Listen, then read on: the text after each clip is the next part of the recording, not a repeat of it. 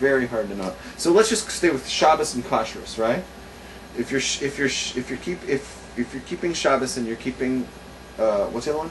Kosher, you're frum. If you're not keeping them and you're publicly not, then you like went off the path. Now, if we go to that person and we say to you, okay, so you're considered secular at that point. You're considered fry, and we say to you, why do you do that? The Torah says you're not doing that, and you say, well, I don't believe in Torah. I don't believe the Torah is true. Okay, so like you're fry.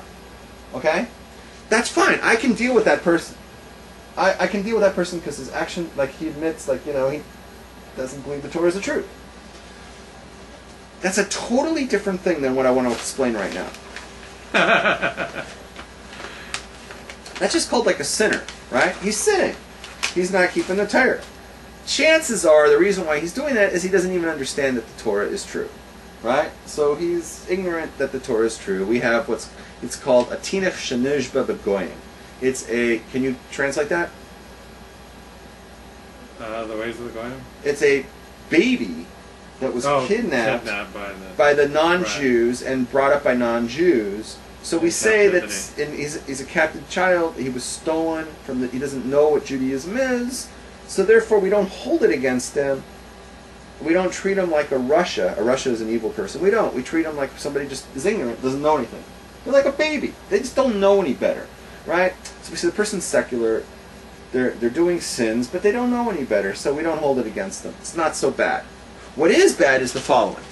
I go to somebody, and they say to me, I say, hey, the same person, right? And I say, hey, what are you doing? How are you able to, drive to the temple? And they tell me, as the answer, that the rabbi says it's okay to drive. It's better that they should drive to temple on Sabbath than it is to stay home and not pray with the congregation. Okay, according to Judaism, there is absolutely no exemption for that. There is nothing that allows or permits someone to drive a car, which is what the Torah prohibits because it's lighting a fire and there's all kinds of problems with it. It's absolutely forbidden. And the only reason you're ever allowed to drive a car on the Sabbath is to save a life. Like you take your woman to the hospital because she's about to give birth, or you take somebody who just fell in the, and they can't get up, or they had a heart attack or something. You're just like jonesing for a Big Mac. It's like, oh, I'm gonna die. Right, because you need that. You need that. You're gonna die. You're gonna die without that. Yeah, obviously. But you can't just going to pray with the minyan is not a reason to break Shabbos. Okay, so you're not allowed to break Shabbos to go to pray in the temple. Okay, now the rabbi I have a major problem with. My major problem is the rabbi just went against Judaism and spoke in the name of Judaism something that goes against Judaism. Okay, so that rabbi is espousing heresy. That is heretical nonsense.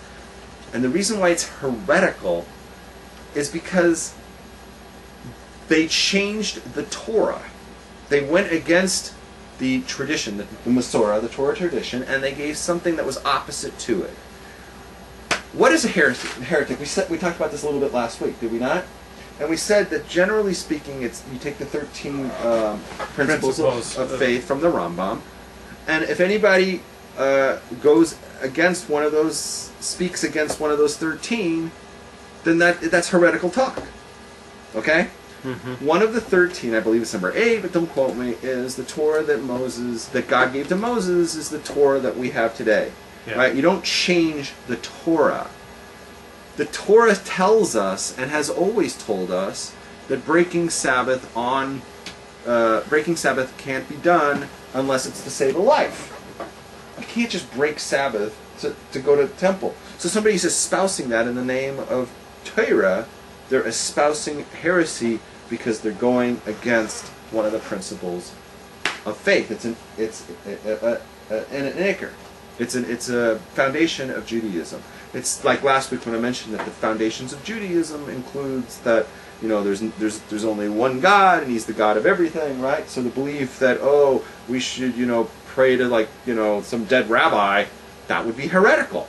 So when someone comes and they say, oh, you should pray to our dead rabbi, that would be heresy against the one God. Someone comes and says that this dead person is the Messiah, that would be heresy against the...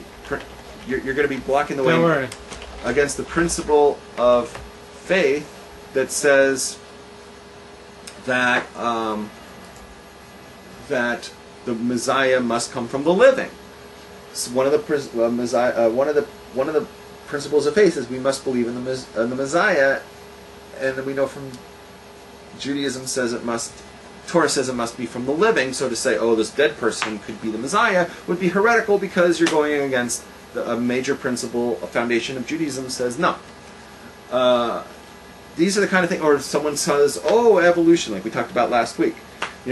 Someone says, oh, Judaism has room for evolution. That is espousing heresy because it goes against the same one of the Torah which was given to Moses is the same one we have today, and Moses was never told about evolution, therefore it goes against the Masorah, and the tradition is that the universe has never been around for more than 5,800 years. So, all of these things are heretical. It's espousing heresy. Now, I am not perfect.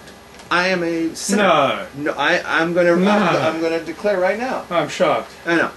I do a lot of sins. I do a lot of things that I don't have exemptions for, right? And I do a lot of things that are bad, right? They go against the Torah. I do them, and I know I do them, right? I'm what's called a sinner, right? I'm a sinner, right? So in a way, I've gone off the derech. I've went off the path a little bit.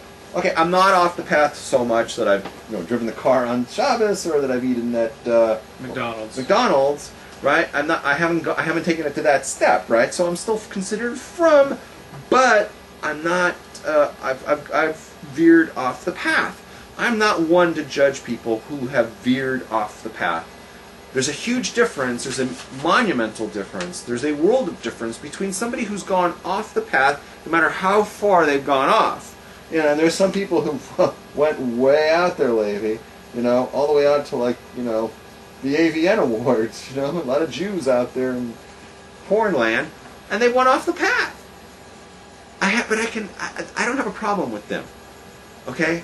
My problem is with people who espouse heresy, and they can even be people who keep Sabbath, who keep kosher, whose wives go to the mikveh, but then it comes out of their mouth garbage that says, oh, evolution is okay, and oh, it's okay to pray to a human being, and oh, this rabbi who died, he could be the Messiah, and these kind of thing, or Zionism, oh, this state of Israel has biblical implications, the ramifications, oh, this is going to speed up the Messiah because we have the state of Israel. Okay, these are all heretical ideas. This is all heresy coming out of their mouths. Anyone who espouses heresy, even if they're considered from, has no place in the world to come. A heretic has no place in the world to come. They are much worse in the eyes of Torah and the eyes of God than the guy who went off the path, who eats at McDonald's, who drives up through the drive-thru on Friday night because he doesn't believe the Torah is the truth. That guy, but he says, he doesn't say, if I go to him and I say, does Torah have room for evolution? He says, I don't know. No, I don't know. He doesn't care. He's not espousing heresy. He's just he's an ignoramus who doesn't follow Torah.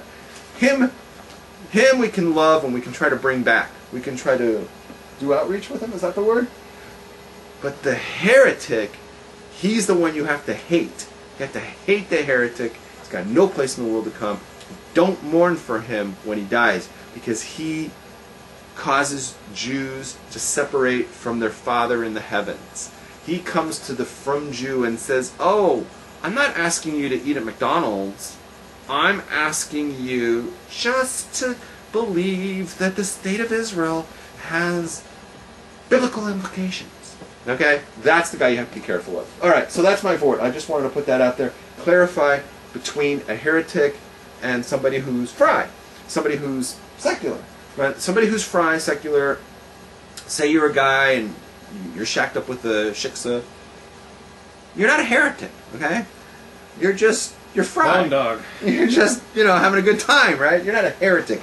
Now, if you were to turn around and say to me, Judaism has a place for, my rabbi says it's okay to bang this shiksa, and my rabbi says it's okay to eat at McDonald's, and my rabbi says it's okay to drive on Saturday, and it's okay to believe in evolution and all this other nonsense, then I have a problem with your rabbi. Not with you. You can go ahead and bang the hell out of this shiksa. I've got no problem with you. It's all good. And I want to talk to your rabbi because he, or in many cases, she is espousing heresy. Okay, that's my hope for it.